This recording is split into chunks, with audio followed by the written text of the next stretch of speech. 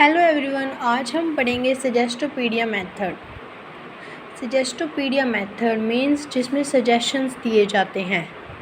Suggestopedia method, इसकी definition है suggestopedia is a teaching method. कि जो सजेस्टोपीडिया ये क्या एक टीचिंग मेथड है which is based on modern understanding. जो किसके ऊपर बेस्ड है? मॉडर्न अंडरस्टैंडिंग के ऊपर।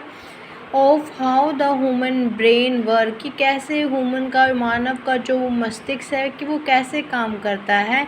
And how we learn most effectively, और कैसे हम ज़्यादा इफ़ेक्टिवली लर्न कर सकते हैं। सजेस्टोपीडिया मेथड क्या एक लर्निंग मेथड है। ये बेस्ड है मॉडर्न अंडरस्टैंडिंग के ऊपर कि ह्यूमन ब्रेन कैसे वर्क करता है और हम कैसे ज़्यादा से ज़्यादा सीख सकते हैं। आया समझ में सजेस्टोपीडिया मेथड। इसकी डेफिनेशन और भी हम लिख सकते हैं scientifically. It is the study of this suggestive factor in the learning situation. कि ये क्या है? सजेस्टिव फैक्टर होते हैं जो उनकी स्टडी है in the learning situation. Learning की सिचुएशन में जब हम कुछ सीखते हैं उसके अंदर जो सजेस्टिव फैक्टर होते हैं उसको हम सजेस्टोपीडिया कह सकते हैं। Suggestopedia a portmanteau of suggestion.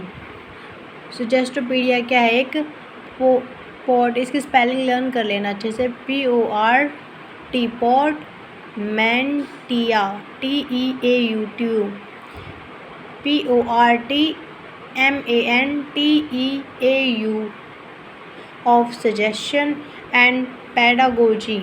ये क्या है? सजेस्टोपीडिया क्या एक सजेशन है, पेडागोजी है in the teaching method. Teaching के मेथड में use to learn foreign languages. इसको यूज़ किया जाता है फॉरेन लैंग्वेज को लर्न करने के लिए। डेवलप बाय द, और ये सजेस्टोपीडिया जो मेथड था किसने दिया था? बर्गेरियन साइकेट्रिस्ट ने दिया था जिसका नाम था जॉर्जी लोजवेनो। सजेस्टोपीडिया मेथड किसने दिया था? बर्गेरियन एक साइकेट्रिस्ट था जिसका नाम था लोजवेनो जॉर्जी लोजवेनो। ठीक है। Suggestopedia adopt a carefully structure approach using 4 main stages as follows. जो सजेस्टोपीडिया मेथड है इसके अंदर 4 स्टेजेस आती हैं। ठीक है। फर्स्ट है presentation, first concern active concern, second concern passive review and the practice. Presentation, first concern active concern, second concern passive review और प्रैक्टिस। फर्स्ट पढ़ते हैं presentation. A preparatory stage in which student are able to relax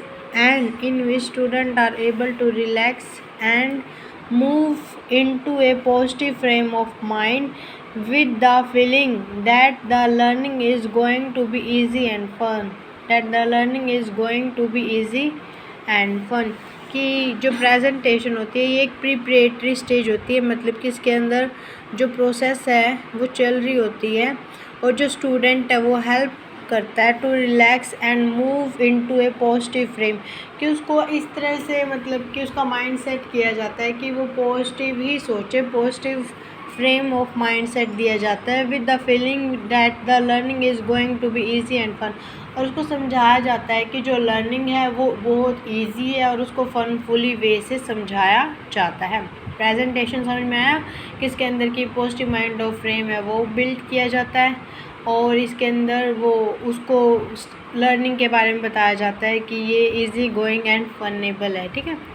उसके बाद है first concern active concern. ये क्या involve करता है? एक्टिव प्रेजेंटेशन होनी चाहिए मटेरियल की जो स्टूडेंट को सिखाया जाता है। जैसे कि फॉरेन लैंग्वेज के अंदर कोर्स होते हैं that might be a dramatic reading, जिसके अंदर ड्रामेटिक रीडिंग किए जाते हैं with the piece of text. तो उनके सामने क्या होता है? टेक्स्ट होता है। जैसे अभी मैं पढ़ रही हूँ तो मेरे सामने एक टेक्स्ट है, इसका मटेरियल है, accompanied by the classical music.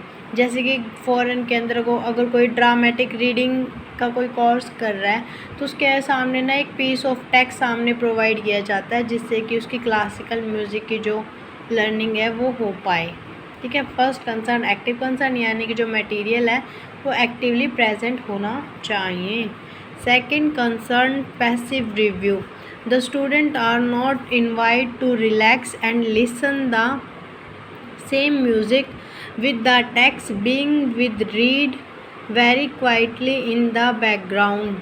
The music is so specially selected to bring the student into the optimum mental state for the effortless acquisition of the material. ये कह रहे हैं कि इसके अंदर ना जो स्टूडेंट है उसको ना म्यूज़िक के साथ लर्निंग करवाई जाती है। जो स्टूडेंट है उसको इनवाइट किया जाता है कि वो रिलैक्स करे, अच्छे से म्यूज़िक को सुने, टेक्स्ट को पढ़े, रीड करता रहे और बैकग्राउंड में जो म्यूज़िक है वो क्वाइटली चलता रहे। जो म्यूज़िक है वो सेपरेटली सिलेक्टेड, वो इस तरह से सिलेक्ट किया जाता है कि जो स्टूडेंट है उसकी जो ऑप्टिमम मेंटल जो स्टेट है वो एफर्टलेस के साथ एक्विजिशन ऑफ द मटेरियल कर ले। मतलब कि उसको बिठाया जाता है, अच्छे से याद कराने के लिए टेक्स्ट दे दिया जाता है और जो म्यूज़िक है वो चला दिया जाता है और फिर वो लर्निंग करता रहता है। Practice the use of range of games puzzle etcetera to review and consolidate the learning. ये कह रहे हैं कि इसके अंदर जो पजल्स गेम्स हैं उनकी हेल्प से बच्चे की प्रैक्टिस किया जाता है कि वो रिव्यू कर ले और उनको दोबारा से अच्छे से लर्निंग कर ले। जो सजेस्टोपीडिया उसको हम डी सजेस्टोपीडिया भी कहते हैं, to reflect the importance place and desuggesting limitation on learning. Thank you.